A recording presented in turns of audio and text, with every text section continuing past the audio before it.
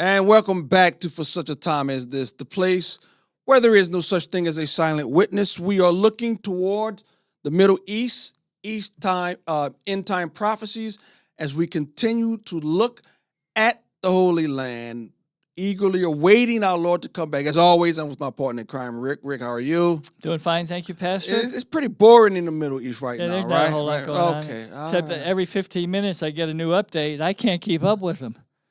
It's crazy. This is crazy. I just saw a news clip in which Trump is meeting with the PM of Iraq, and I guess some new thing we're going to try to work with Iraq now, right? I don't know. Some news thing, but there's enough going on. As usual, we always take the clips, the update, and then at the end we deal with a spiritual topic.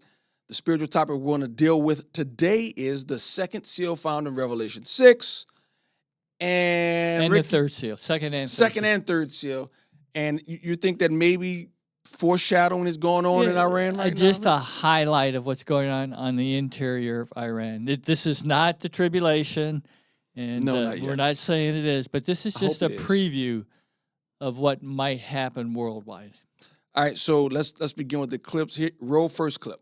The U.S. naval blockade has proven to be the most economically precise instrument deployed. Iran exported zero crude oil in May 2026, down from just over 2.1 million barrels per day, not in the month, in February. So in February, they're doing 2.1 million barrels per day. Multiply that by 28 days in the month of February. Okay, that's 2.1 million per day to zero in May. Here's another detail. The regime did some more damage. Some of the damage they did to their economy, they did to themselves. Here, take a look at what they did with the internet. We all heard about the internet blackout. Let's jump down to that. Here we go. The internet shutdown, which began on January 8th, 2026, when the regime severed connectivity in response to nationwide protests and continued for at least 88 days, was itself a self-inflicted economic wound of significant scale. Independent estimates ranged widely. Daily costs to the digital economy ran between $30 and $80 million, while broader estimates reached as high as $250 million per day, when factoring in the paralysis of banking and traditional businesses unable to process payments or coordinate with suppliers. Imagine today, whatever job you have, no internet for weeks, months on end. The blackout has been characterized as the longest in history, with businesses severed from clients, foreign trade halted, and import-export operations ground to a standstill. The official minimum wage covers only around 37% of the estimated cost of a basic living basket, leaving a shortfall of approximately 63%. I've seen way too many reports that said that Iran had these ghost ships. They said zero in May. Have you heard that before? You turn off the responder. I've heard of the ghost ships. So we know about them. Yeah, but so they say zero. I know it's significantly cut down. I know that, but to say zero, I don't. From many reports I've seen, it's not zero. It's significantly cut down for sure. Right. For sure, but I don't know if you could say zero. But, yeah. So just think, what would our economy be if the internet shut down in Illinois for 2 months? How would that affect our lives, daily lives, moment by moment lives? The closest we can say is COVID, but even in COVID, that's when internet commerce exploded. Right. I think Bezos made a fortune in those few days. Yeah. But yeah. But there's no bank drafts. There's no bank transfers. No one's transferring money to get paid or put down. Commerce, Uber, you can't. Yeah. Uber Eats, none of that. Amazon. Oh man, our culture's gone. Yes, it is. Culture's gone. Yeah. But 63% of their income, they're short 63% of their income to buy and sell just hard goods for food and sustenance. But you know what I think is clear? The leaders of Iran, they could care less. Exactly. About their people. So that I mean, whatever. Yeah, if Whatever. they'll kill 40,000 in 2 weeks, they There's don't care bullets, whether yeah, they and then there's bullets they have to save and doing it themselves, So, right. So all right, second clip. Broke second clip. It happened overnight, viewers. The Israeli military, under an operation codenamed Sof Pasuk, sent in the 551st Brigade and the elite Yahalom combat engineers. Their target, an underground structure Israel had first spotted weeks earlier and had quietly toured journalists through before pulling back, reportedly under pressure from Washington to hold fire during the ceasefire talks. That restraint ended. The detonation was so powerful, it was heard across northern Israel. Residents in Mansouri, in Haniyeh, in villages as far as Zaharani, they did not just hear it, they felt it. A tremor, earthquake-like tremor first, and then the blast. And when the smoke cleared, Majdal Zone residents described their village as cut in two. In true depth still unknown, and now visible from neighboring hillsides, a crack. This was not a precision airstrike from 30,000 feet. No, this was a controlled, deliberate demolition, because what was underneath Majdal Zone could not be reached from the sky at all. Here is what makes this find different.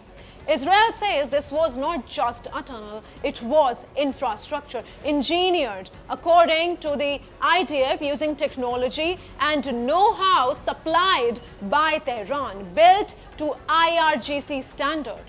The numbers, over 200 meters long, more than 25 meters deep, that is an 8-story building's worth of rock between the surface and the shafts below, running directly beneath residential homes and Majdal Zone's public square. Think about that for a second, viewers. Not a remote mountain hideout, not a broader cave, a weapons factory under a village square, under people's kitchens, under a swing set, under a village.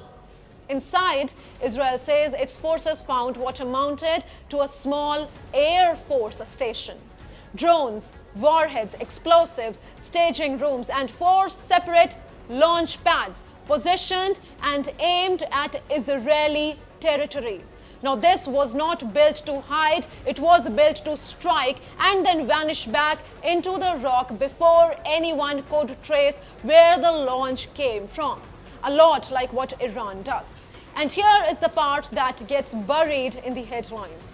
This tunnel was not destroyed by a missile from a jet. It was destroyed by soldiers who had to physically go inside and take it first. According to Israeli reporting, the network could not be neutralized from the air at all. It had to be seized from the inside before it could be collapsed. In the fighting to control the area, Israel says its forces killed more than 20 Hezbollah fighters, nearly half of them from the elite Radwan force, Hezbollah's Special Operations Unit, the elite wing. That is the trade-off of underground warfare. You cannot just drop a bomb and walk away. You have to send men into the dark, into a maze built specifically to kill them before you can even begin to bring it down. So Israel just detonated one of the largest tunnel networks it's ever found in Lebanon in the middle of a ceasefire. That's worth something. So this took place about 3 weeks ago when Trump said, well, we didn't talk to Israel, but Israel, you're no longer going to attack Lebanon. You're going to hands off, and you're going to play nice for the next couple days. So they had just found this tunnel that was Hezbollah's infrastructure, their headquarters, their command center. Sounds like a city, man. It was. It went 8 stories down and went for over 200 meters long. And well, you saw when they detonated it, it split the city in half. So, Wow. so Hezbollah's definitely interested in Lebanon and Lebanon's sovereignty and its people, and they're just there for a little while just to make sure that Israel plays nice. That's what Israel's face. It's so ironic, but they did find the tunnel. They went in, and there's 2 other tunnels they blew up too. It's not on that scale, but that's what Israel's facing, and everyone's giving Israel the hard time. I just can't figure it out. Well, I think Trump is wising up. Finally, Yeah. it's waking up. The IRG, they launch drones, and then 2 days later, they say, let's talk. Let's just ceasefire. Oh, no. Well, this drone thing is closer. They say there's 90 drones in Cuba right now that can reach the Whoa. United States. Who put them there? Iran. They're investigating it. If you launch one drone that hits downtown Miami, Cuba might cease to exist. So right now, the CIA or I don't know, whoever, they're looking into it, but there's rumors that Iran has sent 90 Wow. attack drones to Cuba. Wow. All right. Moving along, Road 30 clip. 3 different stories, 3 attempts to explain away the same uncomfortable truth that Israeli intelligence appeared to be operating with astonishing ease deep inside enemy territory within the IRGC. So why is this teaser landing now, days after the ceasefire?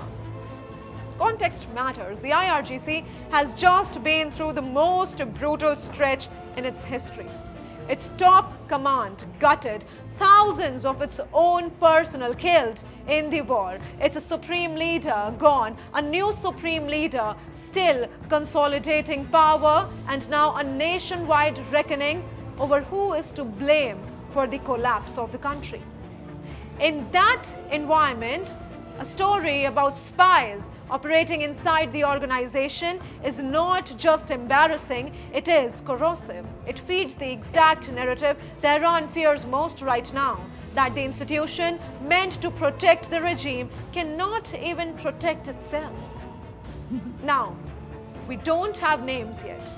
We don't have faces yet. Channel 14 says the full interview is coming soon. And when it airs, it may offer the clearest look yet into just how far Israeli intelligence has crawled inside the belly of the beast. How do they do this? I mean, Israel, They are Mossad. something. They are something else. You know, I think maybe, because you know why? Sometimes we sit here, as bad as Chicago is, we're not the Middle East, at least in some parts of the suburb. But I guess the Mossad has just been fighting nonstop for 47 years. Well, forget 47 years. They've been fighting nonstop since 1948. Yeah, 48. You know, and so I think, you know, obviously the more you practice, the better you get at it. Well, Mossad has been practicing since its existence, since modern day Israel was founded in 1948. But man, are they, you know what has to be happening? Enough people in Iran, enough people in the land of Persia must be sick, so they're working with Mossad. Has to be, Rick. They have to. I mean, she said they're working with ease. They have contacts all throughout, and Israel was going to start assassinating leaders, and Trump told them, just hold off again. You know, let's not rock the boat, Israel. You know, this is all on you. You mean taking out the new leadership? The other Yeah, head? he said, and but Israel didn't deny it, or they didn't deny it, and they didn't say yes, we could do it. But he did say we can take out any leader anytime we want to, anywhere, any place. I would say go for it. Go for it. Go for it. So Sooner or later, you're gonna get to some people who said, "Okay, I want to live." apparently those people don't. They don't care about dying. Wow, apparently not. You know, people like that. I'm sorry. You know, that one meme, that famous meme, with the hunt for Bin Laden. It said it's up to God to forgive Bin Laden. It's up to us to arrange the meeting.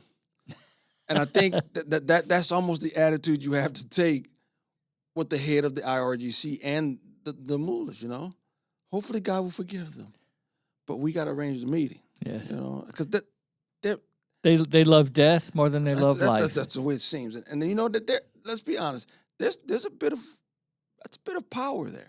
Yeah. So an enemy who says I would rather die than give up, that Yeah. can be powerful. That can Yes. be powerful. All right, we have 5 clips, right? This is the 4th one, right? Right. It's the 4th clip. All right, During the strikes carried out by the Americans in Iran overnight, between Wednesday and Thursday, among the targets that were attacked was the Aktaka Khan railway bridge in Gulstan province, which is located in northern Iran and is considered an especially strategic point for the Iranians, since it served as a trade route for Tehran with its strategic partners, China and Russia. According to a report by the Iranian news agency Fars, these reports come alongside additional dramatic reports, according to which the U.S. bombed several sites at the same time inside Iranian territory. According to the IntelliNews network, at least 65 freight trains made their way from China to Iran over the past year through this route, and Russia began moving goods through it continuously since last October. I didn't So- know that. I didn't know that. Yeah. So apparently, there's this railroad in northeastern Iran that goes through Russia and China, I saw, yeah. and they said 65 train loads have gone through in the last year. So once this war started, and we knew that, or maybe we didn't know that, why didn't we just take care of that right at the beginning? You know what I really think? I think they underestimated. They thought that if they cut the head off the snake would die. Well, that snake grew another head, We grew about 10 more heads. 10 more heads. Cause think about it. I mean, if I'm not advocating for this, but if you take Putin out, Russia will look totally different. You take Xi Jinping out, China will look totally different. I mean, you were thinking with such domineering, tyrannical government, take out the tyrant, then maybe the government could change radically. That didn't happen. They cut the head off the snake, and like you said, 10 new heads grew. Right. And And that's why I don't think they did that. But had they done this, Rick, once they move past the fact that they recognize, hey, they're going to keep fighting. Bridge, tunnel, blockade, from the beginning, it might be over by now. I mean, they've only been doing this for a few months now, right? right. About And it's been very, very 3 months. successful. But the blockade and cutting off that railroad almost from day one. But I think they thought they would give up when they cut off the Yeah, top maybe 40 they guys. did, and maybe they didn't want to play all their cards at one time. So, so that does bring China and Russia into this. It brings them a little bit closer to the fact that they're not moving any goods through the railroad anymore. Yeah. You know what? Going back to, since you brought up Russia, I think Russia is looking at what we're doing. And they're looking at, you couldn't even roll over Ukraine. It's been years now. I really don't It's think been Ru- 3 years, I it's think, been hasn't 3. it? It's over 2. No, it's 4 years. Oh my, yeah, he was. It's 4 4 years. Ukraine has stood up to Russia, I know. and I think Russia has opened up their eyes and say, "Yeah, we're not as powerful as we thought." Because Ukraine is going toe to toe with Russia. I think Rick, when that first happened, Rick, we said, "Oh man, we feel sorry for Ukraine. Ukraine's not going. Ukraine is standing up to Russia, and Russia, you don't look as big as bad as you did 5 years ago. You don't look as big as bad as you know."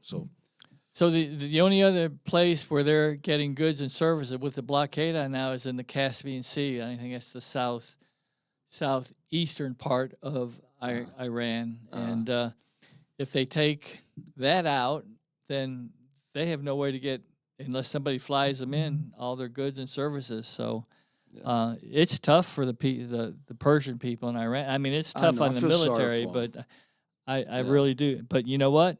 They said, bring it on. We'd rather have it like this and Yeah. give us an opportunity to gain the freedom from our country, because Hats it's off never to going to happen Yeah. the way it is now. Feel So sorry for them. Now I thought we had 5 clips. We only have 4, correct? Yeah, we only have 4. So with that will move us into our spiritual discussion. Rick, you want to open up the spiritual discussion? So we're going to be in Revelation chapter 6, verses 2 and 3. And these are the seal judgments that take place during the tribulation. Yes. the 7 years, and we are not advocating that we are in the 7 years right now. Not yet. Hopefully. But everything that's taking place just in the country of Iran is a small look at what will be happening worldwide. Yeah, and the scripture reads as follows, Revelation 6:2. And I looked, and behold, a white horse, and its rider had a bow, and a crown was given to him, and he came out conquering and to conquer. When he opened the second seal, I heard the second living creature say, "Come." Yeah, I think we want to do the next verse, right? But that's fine. The next verse actually gets in what we wanted to talk about. It's hyperinflation, right? Right, and when he, Go ahead and read it. it's the third seal. And when he had Third opened seal, okay. the third seal, I heard the third beast say, "Come and see." And I beheld, and lo, a black horse, and he that sat on him had a pair of balances in his hand. And I heard a voice in the midst of the four beasts say, "A measure of wheat for a penny, and 3 measures of barley for a penny. And see, thou hurt not the oil and the wine." Yeah. So they're talking about inflation and what brings Yes. inflation, what brings death, what brings disease. It's war. War And can bring about all War those things. brings about all of it. And so with right now, the inflation has gone up just in the last 3 months in Iran has gone up almost 200%. Yeah. And their real is just, it's so far out of any, I mean, you can't buy anything with it. Yeah. And so with the inflation, the internet down, with the inflation, the inability to get goods and services into the country, and all the destruction. Now, all this destruction you see, these are all military targets. You've heard very, very few people about civilians being hurt or killed. Yeah. These have all from our point. I'm not saying there's no casualties outside of that, but we're not aiming at civilian populations and civilian structures like Russia is right now, and nobody says anything about it. So this is just a small. Just think if you were living in Iran right now, how would your life? And even Ukraine. Brutal. Even Ukraine, their infrastructure is getting bombed every day. Sanitary stations, electricity, buildings, apartment buildings getting bombed. We're so spoiled, Rick. We are, and we are. I can't imagine what's going on over there. So these are, and this it says there's wars and rumors of wars, and we not only have wars and rumors of wars, we have big wars going on right now in big parts of the world. Even people in Israel. I mean, you and I. When's the last time, Rick, you ever had to worry about a missile dropping on your head? Yeah, never.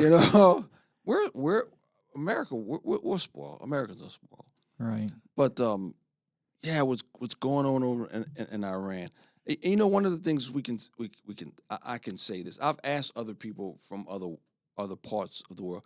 Specifically, I asked some Venezuelans, how can you guys allow your government to get to the point to where they can literally starve you, and there's nothing you can do? And you know what his response was? James, we don't have the Second Amendment. We don't have it. If the people of Iran had a Second Amendment, the right to bear arms, for those of you who don't know, I think the IRGC would have been thrown over years ago. Right. But that's what tyrants, that's what evil governments do. They disarm their population. And the forefathers of this country did not trust government, so they armed the citizenry. That helped out huge in World War II. Remember the famous, Japanese, Yamamoto, the famous Japanese admiral, when after Pearl Harbor, they thought they scored a great victory. They wanted, one of the young officers looked at the admiral and says, now are we going to invade America? And the famous response, oh, young man, you can't invade America. And America behind every blade of grass is a gun. And that helped out in World War II. They wouldn't invade. I don't think any country can invade America. The way you take down America is if you turn us against one another from within.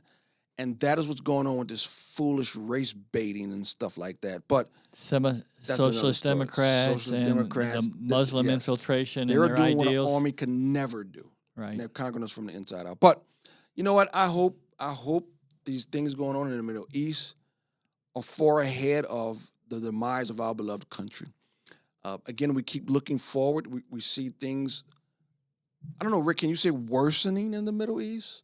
Worsening on the other side of the world? So just today, Iran attacked all the Middle Eastern countries, around everything, All the UAE, Gulf Saudi nations, Arabia, yes. and Qatar. They attacked Qatar, and Qatar told Trump, "Don't go in and destroy Iran." He says, "We don't want an imbalance of power. We don't want Iran completely gone." Well, now Well, who are they afraid getting Jordan? I have no Well, idea. the Iran and Iraq thing was clear. So In hindsight, taking out Iraq was a mistake. right. One, they didn't find the weapons. But so they're bombing all their buddies right now, and Buddies, really? That's what you do, buddies. well, They were buddies, I thought. You know. But well, they keep kissing and making up. So here's the reason why. Remember, Iran is not. They're not Arabs. I know they're Persians. They're the only ones in the Middle East that's not, other than Israel, obviously, Right. that are not predominantly Arabs from the Arab tribes, right? Right. So Iran, it's clear. It's clear. Rick, you don't bomb your brothers. It's clear Iran does not see the rest of the Middle East as brothers. No. You don't. Boy, that's a heck of a family. You bombing your brothers. Well, I think we should get a paycheck from all the surrounding countries around Iran for protecting them. It's costing us $1 billion a day. $1 billion a day.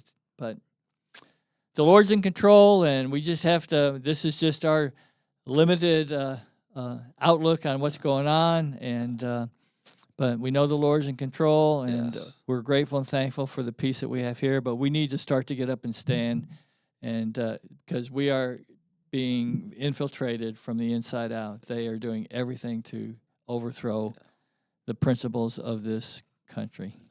So, well, thank you once again for checking in with us at for such a time as this, a ministry of New Hope Community Church in Palatine, Illinois.